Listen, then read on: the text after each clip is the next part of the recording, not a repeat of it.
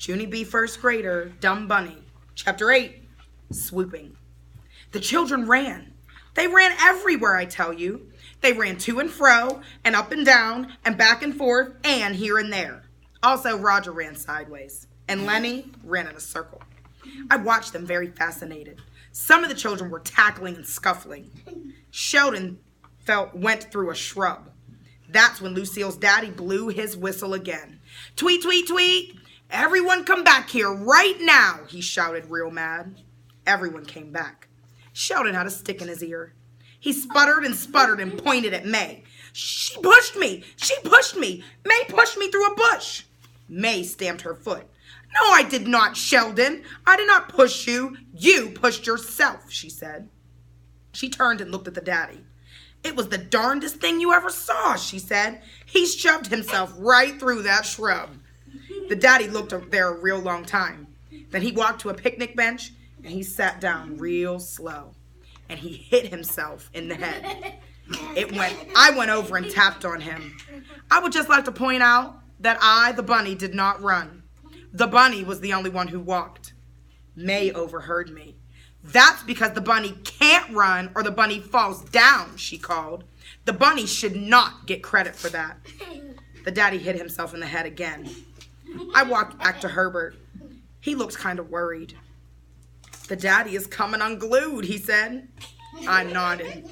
Yes, I said. The daddy is going to need a backup, I believe. Backup is the grown-up word for the police might need to come, possibly. And guess what? Me and Herb were not the only ones thinking that either.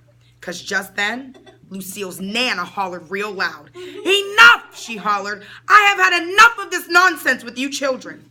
Then she cupped her hands around her mouth and she shouted a brand new rule. It was called, if there's any more running or fighting, she was going to call the cops. All of the children did a loud gulp. I looked at Herbert.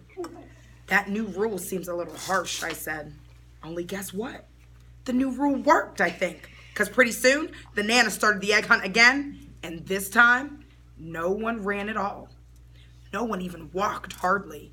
Instead, we behaved like little ladies and gentlemen, and we hunted for our eggs very polite. May stuck to Sheldon like glue. I tried to stick to him too, but my giant feet wouldn't keep up that good. May kept on grouching. You're not going to get the golden egg before I do, Sheldon. Even if you know where it is, I'll still beat you to it, she said. I'm all over you like flies on egg salad. Sheldon rolled his eyes. But I don't know where the golden egg is, May. I've already told you that. I don't know anything at all. I cupped my mitts around my mouth. I believe you, Sheldon. I believe you don't know anything at all, I shouted. I've never thought you'd known anything at all. After that, I hurried to catch up to him, because I definitely thought he knew something, of course. Sheldon turned to wait for me. Then all of a sudden, he glanced down at the ground and he did a loud gasp. I see one, he shouted. May and I turned to look. There was a bright green egg under the bushes. Sheldon clapped and laughed. Then he hurried over to pick it up. But whoosh, swoop, scoop. May ducked underneath him speedy fast, and she picked it up instead. I got it, she screeched. Then she put the egg in her basket and danced all around. Sheldon's face got sputtery mad. But before he could even yell at her, he did another gasp. I see one, he shouted, even louder than before. Then he clapped his hands real happy, and he laughed, and he hurried over to pick it up. But swoosh, swoop, scoop, May beat him to it again.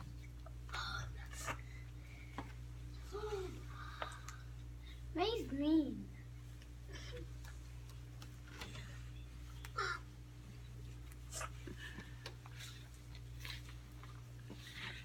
Two! Now I have two, she hollered. She jumped in the air and kicked her feet. I swooped. I'm a swooper. I swooped, she said. She ran back to Sheldon and leaned in his face. I knew I would beat you at this game, she said. Now I have 2 eggs and you and Junie B have... She leaned her head into our baskets. Let's count them. 0. Ha! You have 0. And I have 2. 2 to 0. 2 to zippity zip 0. Sheldon looked at me real upset.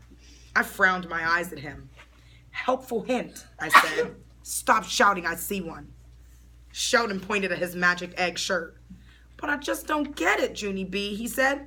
My grandpa said the egg is with me. So why isn't this magic shirt working? I looked a little closer at the egg dribble. Maybe it's not lucky, I said. Maybe it's just dirty. Sheldon slumped his shoulders. Then he reached down his finger and he flicked off the egg. Only wait till you hear this.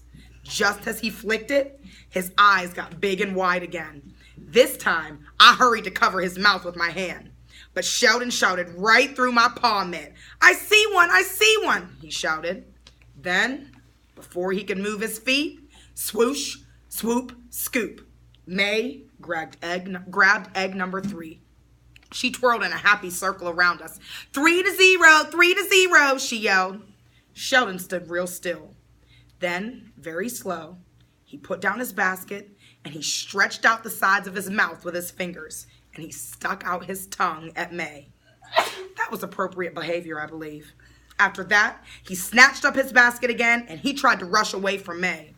But too bad for Sheldon, because May stayed right exactly next to his heels. They were walking too fast for me to keep up. I stopped and watched them go. Then I did a big sigh and I walked to a tree stump. I sat down very glum. I hate being this dumb bunny, I said, because my feet are too big and my legs are too slow and my paw mitts are way too clumsy. I slumped my shoulders and looked in the empty basket. I did another sigh. Let's face it, the bunny was a rotten egg. Chapter 9 is called Lucky Bunny. But you gotta wait till tomorrow to find out what happens. What? I thought we were